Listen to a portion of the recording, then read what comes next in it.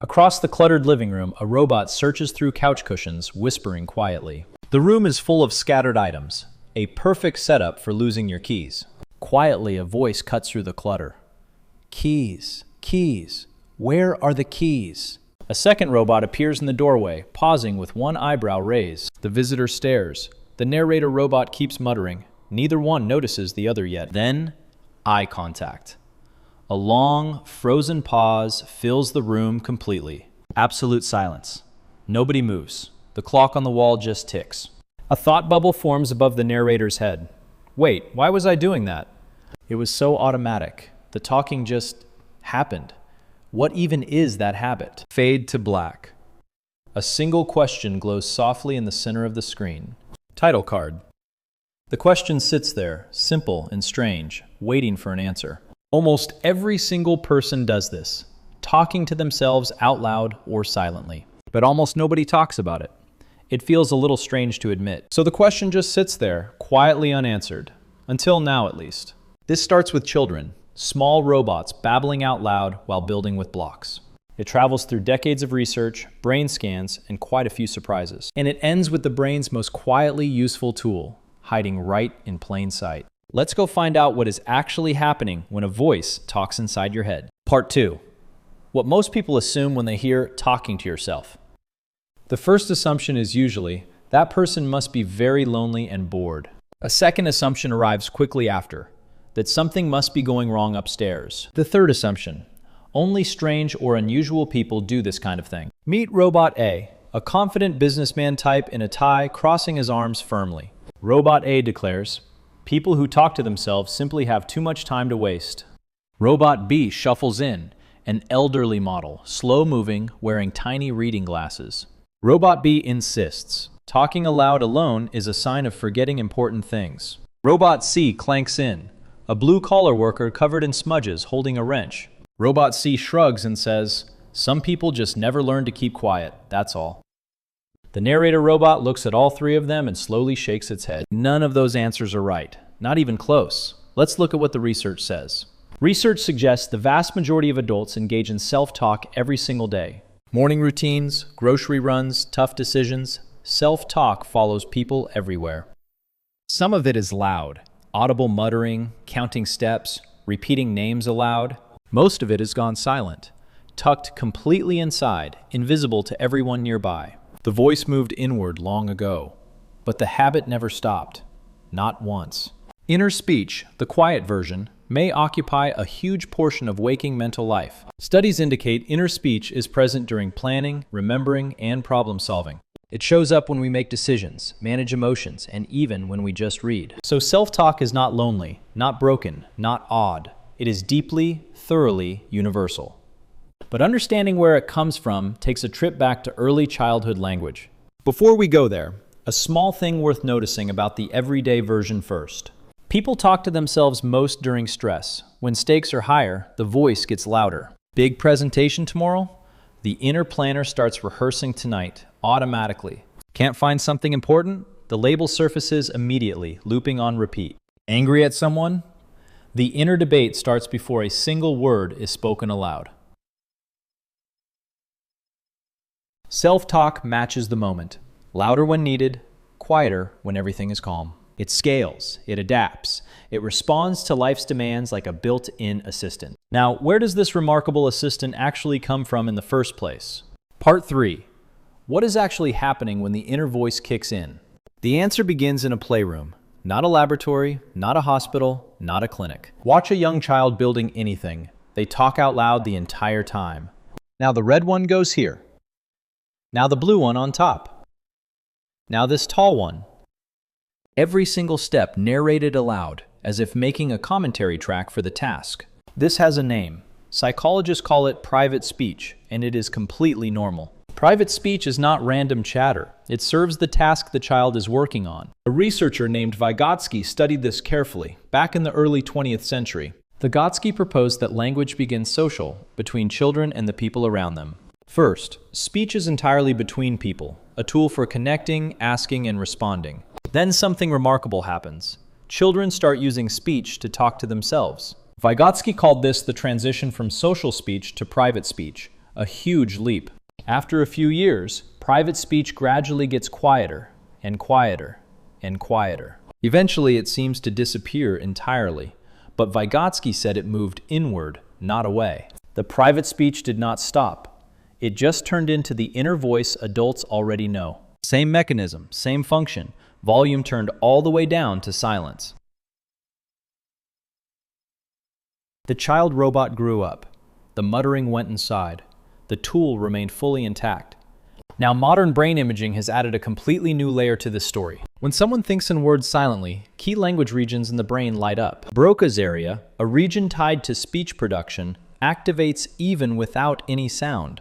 The brain is speaking. The mouth is simply not involved in the process at all. Researchers can distinguish inner speech activity from general thinking on brain scans. Inner speech fires the same circuits as spoken language, just without moving air. The brain rehearses words internally with the same machinery used for speaking them aloud. This is not a metaphor. The same literal neural pathways activate in both cases, which means inner speech is real speech, just with the volume physically turned off. So what does the brain use all this inner speech hardware to actually accomplish? Function 1. Planning.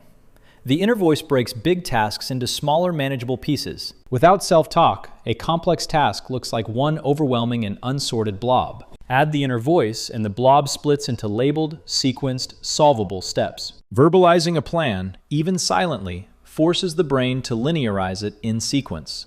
It is like writing a to-do list in the air, invisible, but completely functional. Research suggests children who use private speech during tasks perform better overall. The narrating mind is a planning mind. Verbalizing builds the scaffold for action. Planning is not just thinking, it is talking the plan into organized existence. This is why surgeons, pilots, and chefs narrate steps, even when no one else is listening. Narration is how the brain holds a complex sequence together without letting anything drop. Function 2. Focus. The inner voice acts like turn-by-turn directions for attention. Say the next step aloud or inwardly, and attention snaps to exactly that thing. Without that verbal anchor, attention tends to wander and drift to irrelevant things. Studies on assembling tasks show that self-talk during assembly reduces errors significantly. The voice serves as a real-time checkpoint. Did that step happen? What comes next? Athletes call this self-coaching, a constant internal loop that keeps them in the task. Focus is not just willpower. It is often the inner voice keeping the brain on track. Function 3. Emotional regulation. The inner voice helps navigate difficult feelings. Before a stressful moment, a performance, a conversation, a medical visit, the voice starts. Okay, breathe. Let's think this through. A simple script for a complicated moment. Research suggests verbal self-instruction helps create space between stimulus and response. That tiny gap, the pause, is where self-regulation lives and operates. Without the verbal pause, reactions can skip right past what the situation actually needed. The inner voice slows things down just enough to let a better choice emerge instead. Research suggests self-talk plays a meaningful role in nervous system regulation overall. Function 4. Finding things. Let's go back to those keys from the beginning. Saying keys, keys, keys out loud is not random. It is a deliberate cognitive strategy. The spoken label activates the brain's visual system to search for exactly that object. This is called the label feedback hypothesis. Naming something helps find it faster. Activating the word key primes the visual cortex to recognize key shapes in the environment. Research supports this. Verbal labeling sharpens visual search for the named target. So talking while searching is not distraction. It is literally helping the search process. The label feedback loop also works for names, directions, tasks, not just physical objects. This is why repeating a name right after meeting someone actually helps retention later. Naming is not just politeness, it is the brain's way of tagging something for storage. Function 5. Reading. This one surprises most people when they first hear it. Right now, reading these words. Is there a voice in your head speaking them? For most people, reading silently still involves inner speech activity in the brain. Brain imaging shows the same language circuits active during silent reading as in speaking. The inner reading voice is not separate from inner speech. It is the same system entirely. When you read, the brain activates the same machinery it would use to say those words. This is why some people sub-vocalize. Their lips move slightly while reading silently. Sub-vocalization is not a bad reading habit. It is inner speech showing up at the surface. Even highly skilled readers who seem not to subvocalize still show brain language activity. Inner speech is not just alongside reading. It may be a core part of how reading works. Function 6. Working memory. The inner voice helps hold information briefly in mind. Repeat a phone number in your head until you can write it down. That is the inner voice. Psychologists call this the phonological loop, a temporary audio buffer for words and numbers. The inner voice keeps refreshing the buffer, rehearsing so the information does not fade. Without this rehearsal loop, working memory for verbal information degrades very quickly. This is why people repeat addresses, names, and instructions under their breath automatically. The inner voice is like RAM in a computer, temporary but absolutely essential for processing. When working memory is taxed, inner speech often increases to compensate automatically. It is a cognitive scaffold, temporary support structure that holds the load during work. The inner voice buys time, just enough for the brain to act on the information held. Function 7. Making sense.